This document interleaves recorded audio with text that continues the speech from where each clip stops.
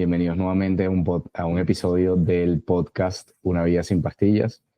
Mi nombre es Oscar y como siempre estoy acompañado de la doctora Leire, apodada la doctora sin pastillas.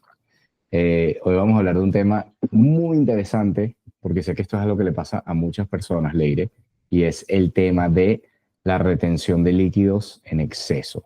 Esas personas que de repente se les llenan de líquido las extremidades, la parte de arriba de las piernas, a veces que dicen, no, es que yo no puedo ni pegar una pierna con otra por lo hinchadas que están.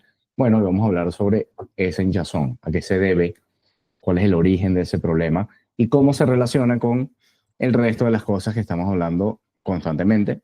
En este caso, vamos a relacionar esa retención de líquidos con la enfermedad de la hipertensión, porque normalmente una persona que sufre de esto tiene niveles elevados de presión arterial. ¿Cómo estás el día de hoy, Leire? Bien, y es interesante el tema porque muchas veces empezamos a ver, antes de que se suba la presión, que empiezas a sentirte, porque la retención de líquido la puedes sentir, empiezas a sentir estas molestias, como que al final del día tienes los pies súper hinchados y no te puedes poner esos zapatos que antes te quedan perfectos, o te empiezan a pesar las piernas porque estás reteniendo más líquido, o sientes como inflamación general, y esto es un síntoma temprano de que hay algo que no está funcionando bien en el cuerpo. El tema es que esa retención de líquidos, que también se le conoce como edema a nivel clínico, médico, es un síntoma común en personas que sufren de hipertensión. Y pocos saben, en realidad, el origen de este problema, por qué ocurre y qué significa para tu cuerpo, qué tipo de aviso te está dando tu cuerpo cuando empiezas a retener más líquido del que solías retener hace unos años. Entonces, en este episodio vamos a ver cuáles son esos mecanismos detrás de la relación de la hipertensión con la retención de líquidos y también de la resistencia a la insulina. Y vamos a ver también cómo puedes prevenirla e incluso revertir por completo, eliminar esa retención de líquidos. Lo que llamaríamos coloquialmente como desinflamarte, porque esos edemas lo que hacen al final del día, esas bolsas de líquido, imagínate, lo que hacen al final del día es inflamar a una persona que no debería tener eso en su cuerpo. Entonces, Leire, comenzamos. Fácil.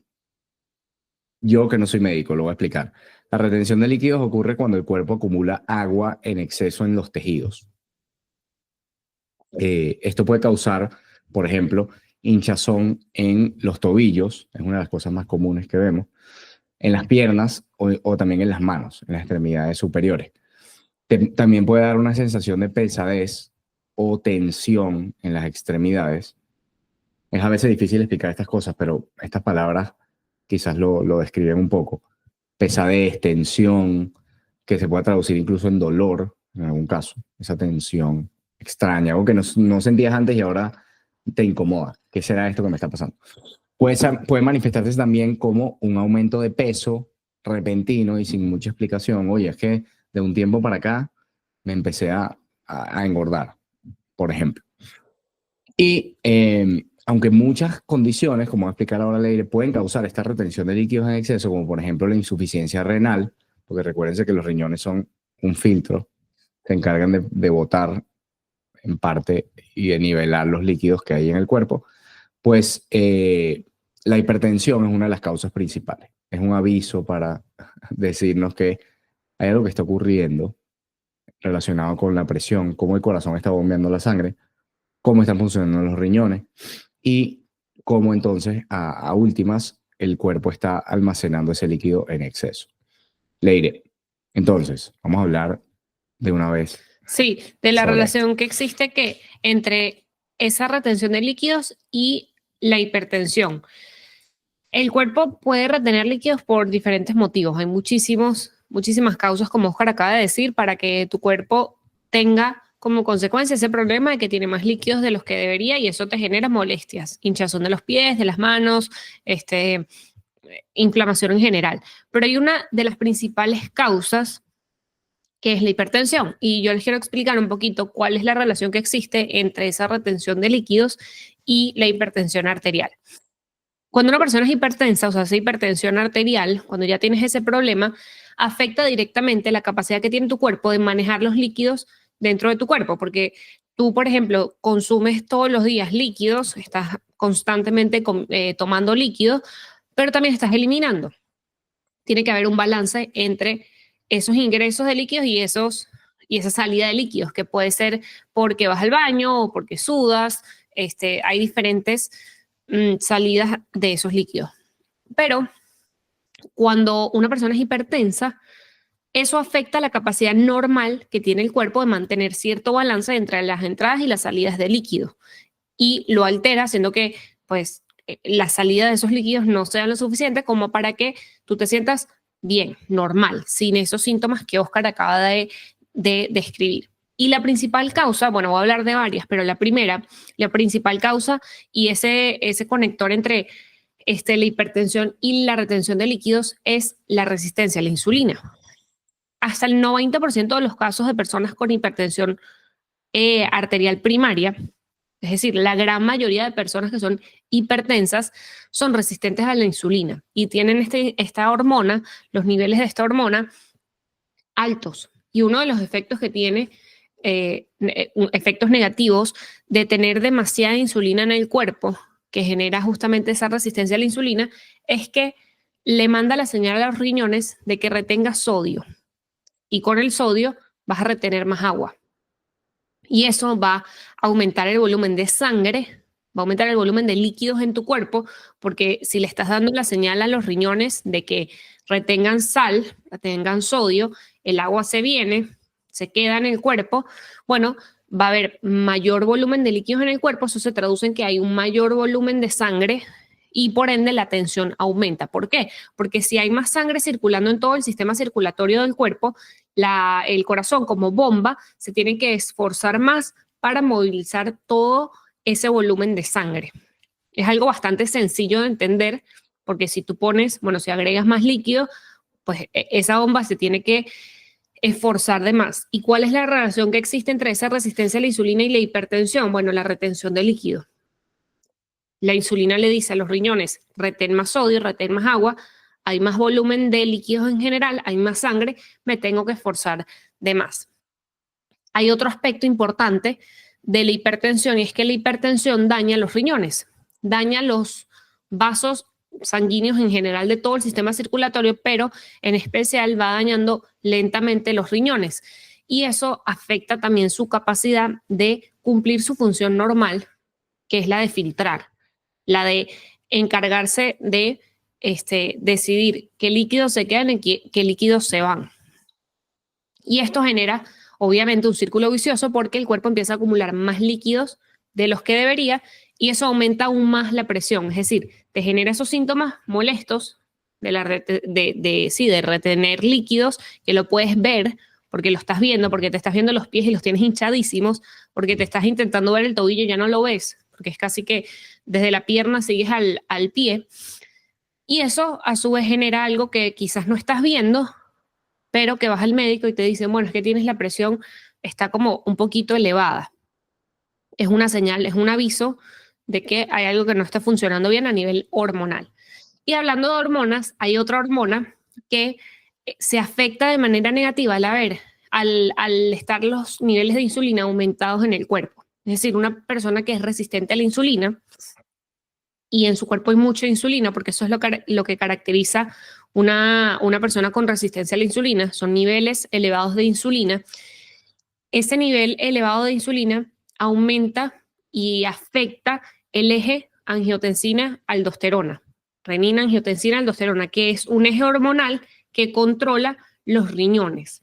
Y si hay más aldosterona, porque hay más insulina de manera anormal, porque esto no debería ocurrir normalmente, esa aldosterona va a afectar ese funcionamiento normal de los riñones y va a hacer que los riñones retengan más sodio. Más sodio atrae más líquido, se va el líquido con el sodio, es lo que ocurre, y el cuerpo compensa ese problema, bueno, reteniendo más agua para mantener ese equilibrio, porque si se retiene más sodio, el cuerpo tiene que retener más líquidos para mantener la concentración de todos los líquidos y de la sangre en niveles normales. Fíjate, Leire, que es interesante como has hablado de varias hormonas y realmente cuando nosotros hablamos de que estos problemas modernos, como la diabetes, la hipertensión, la obesidad, el síndrome de ovario poliquístico, la disfunción eréctil, el hígado graso, son problemas hormonales, lo decimos en serio. Fíjate la cantidad de cosas, de químicos, que son las hormonas, que están involucrados en estos procesos. Fíjate que la insulina, cuando está alterada, le empieza a dar señales al cuerpo que el cuerpo de alguna manera no entiende, está en un estado de emergencia, y entonces se van activando otras hormonas también que empiezan a alterar las funciones normales del cuerpo. Las hormonas son básicamente, para personas como yo que no somos médicos, son los directores de la orquesta.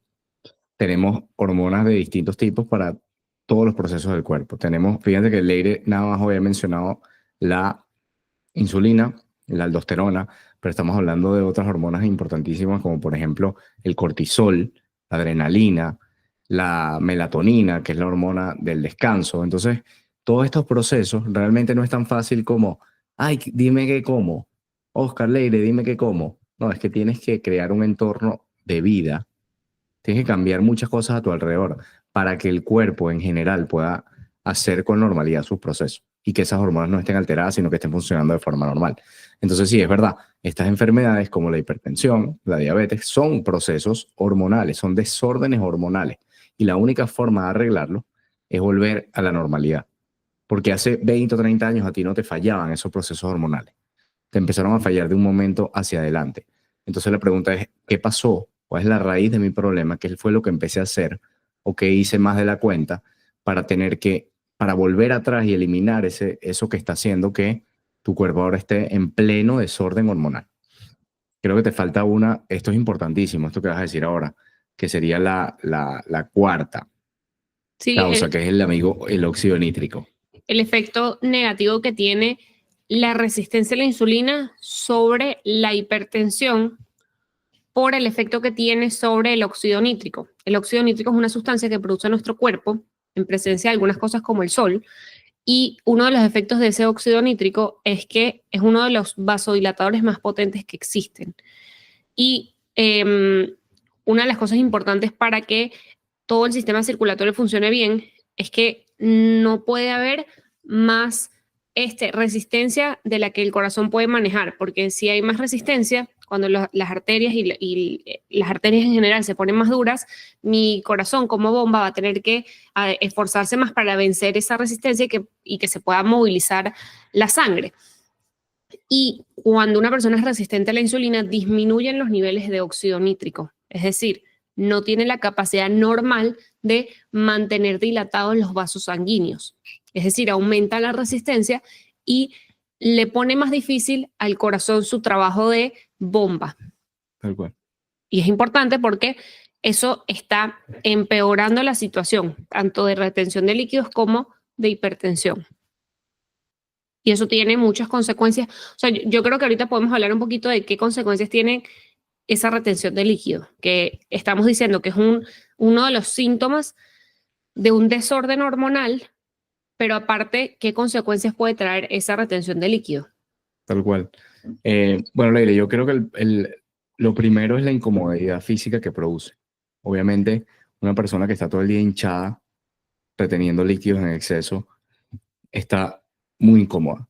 Eso se puede ver despierto, dormido, de pie, sentado, acostado. Es algo que es realmente crónico y que llega un punto donde ya no sabes qué hacer. Te pusiste medias de compresión, te tomaste todos los jarabes que existían, pero no has dado con lo que necesitas para que tu cuerpo se libere de esos líquidos que no deberían estar ahí. Tan sencillo como eso es. Como casi todo lo que hablamos, tienes que volver a una situación donde eso no estaba ocurriendo, porque no ocurría, tú no naciste con líquidos retenidos en exceso. Entonces, ¿qué hiciste para empezar a retenerlos? Y cuando te das con eso y dices, ah, claro, es que fíjate, yo tengo estos hábitos y esto otro y esto otro, ¿qué tal si yo corrijo eso para volver a la situación original donde yo no tenía líquido retenido en exceso? Entonces, primero es la incomodidad física. Lógicamente, una persona que está así, y las vemos todos los días, están súper incomodadas, fastidiadas, ya no quieren ni caminar, no quieren hacer actividades, no, digamos, su cuerpo no está acompañando lo que su mente quiere hacer. Es una incomodidad física que por supuesto tiene repercusiones a nivel psicológico también, porque imagínate una persona de 50 años, joven, que no puede hacer lo que quiere, solo porque tiene muchos líquidos retenidos y se hincha todo el día y no puede ni caminar 2 kilómetros porque ya está en un estado de dolor, es es mal, muy malo. Muy malo para una persona, para la calidad de vida, tanto física como emocional. Segundo, hay un tema, eso se convierte, imagínate que el cuerpo va reteniendo líquidos lenta y crónicamente, silenciosamente.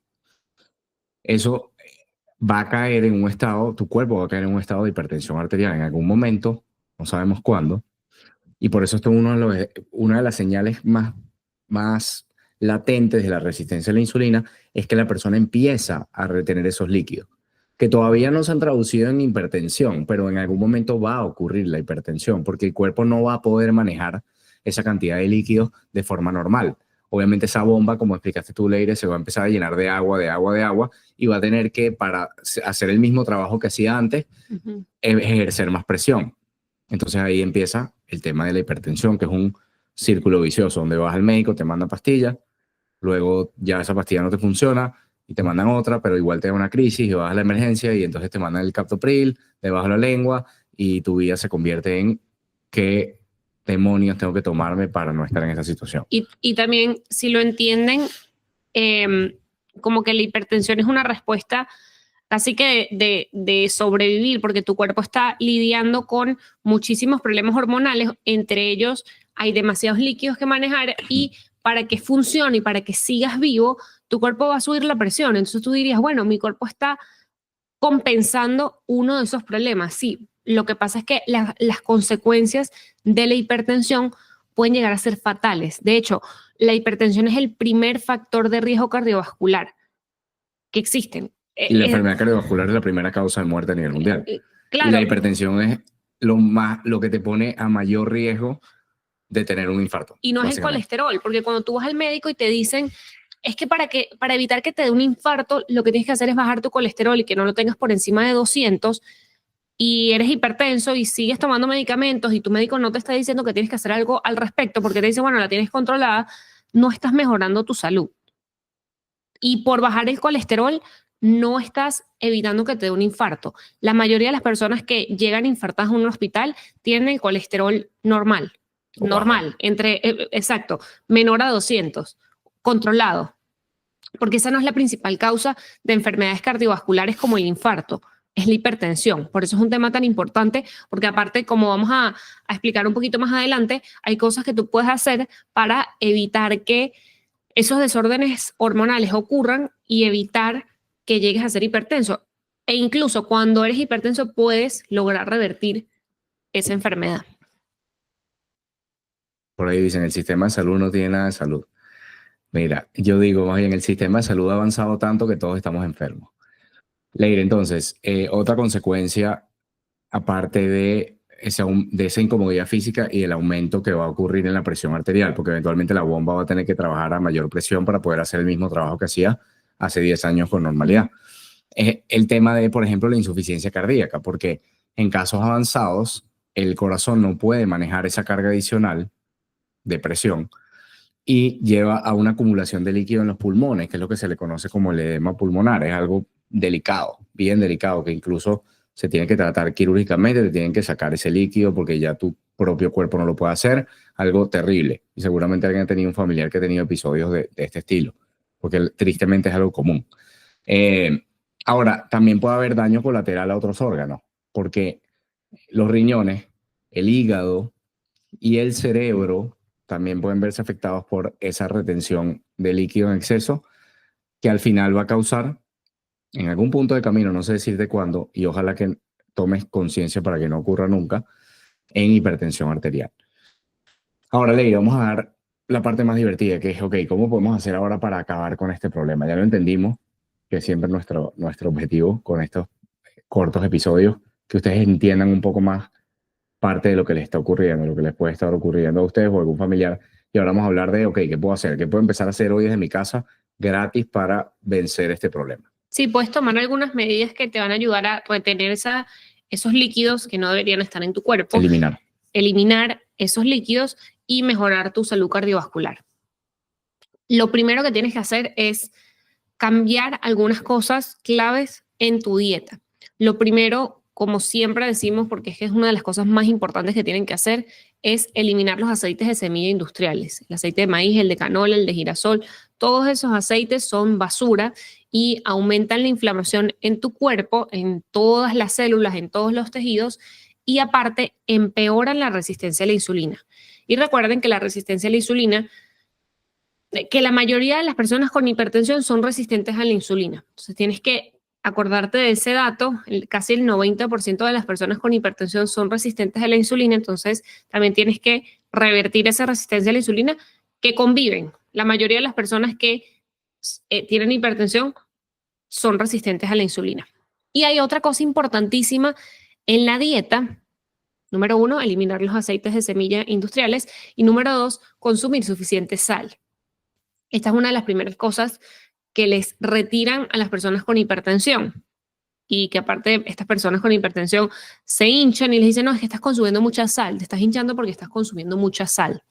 Y no es así. Te estás hinchando porque estás consumiendo probablemente mucho azúcar, muchos aceites de semilla, muchas harinas, y ya vamos a entrar en ese tema, pero el mensaje que les quiero dejar es que tienen que consumir suficiente sal, idealmente sal marina, de buen origen, no cloruro de sodio, que es la sal de mesa, esa no. Busquen sal marina, que se consigue en todas partes, es súper económica, porque aunque parezca contradictorio, tomar suficiente agua con electrolitos, que es lo que te aporta esa sal, ayuda a tus riñones a eliminar esos líquidos retenidos, porque otro de los factores que hace que tu cuerpo retenga líquidos es que si tú estás constantemente privando a tu cuerpo de la sal, tu cuerpo lo que hace es decir, mira, yo necesito sal, porque la sal es un nutriente esencial. Eso quiere decir que tu cuerpo no lo puede producir, pero que lo necesita. No es negociable, lo necesita. Es así como los aminoácidos esenciales. Seguramente han escuchado de eso en algún momento. Bueno, pasa lo mismo con la sal. Tu cuerpo necesita esa sal, no tiene de dónde sacarla. Y si tú estás constantemente privando a tu cuerpo de esa sal, tu cuerpo se va a aferrar a la sal que tiene. ¿Y eso qué va a hacer? Bueno, que si se aferra a esa sal que tiene, los líquidos lo acompañan y se genera ese círculo vicioso de retención de líquido. Así que tienes que consumir suficiente sal marina. Por otra parte, como les explicaba que este problema de retención de líquido y de hipertensión tiene mucho que ver con la resistencia a la insulina, tienes que controlar tus niveles de insulina. El objetivo es disminuir esos niveles de insulina para que funcione mejor tu cuerpo a nivel hormonal. ¿Y cómo vas a hacer esto? ¿Cómo vas a disminuir los niveles de insulina y que tu cuerpo se sensibilice, que es lo opuesto a la resistencia, a su efecto? Vas a optar por una dieta que sea baja en carbohidratos y rica en productos que vengan de los animales. Es decir, no le vas a tener miedo a la mantequilla, a cualquier cosa que venga, lácteos, cualquier cosa que venga de los animales, los vas a priorizar por encima de los carbohidratos refinados. Y obviamente, para irte por una dieta que sea baja en carbohidratos, vas a tener que prestar atención a evitar el consumo de azúcares, eliminar el consumo de azúcares y de harinas refinadas, porque eso lo único que hace es agravar la resistencia a la insulina, que es el problema que tienes de base. Que ojo, no estamos diciendo que los carbohidratos son el enemigo necesariamente, pero en una situación de resistencia a la insulina, donde estás reteniendo líquido, le estarías echando leña al fuego.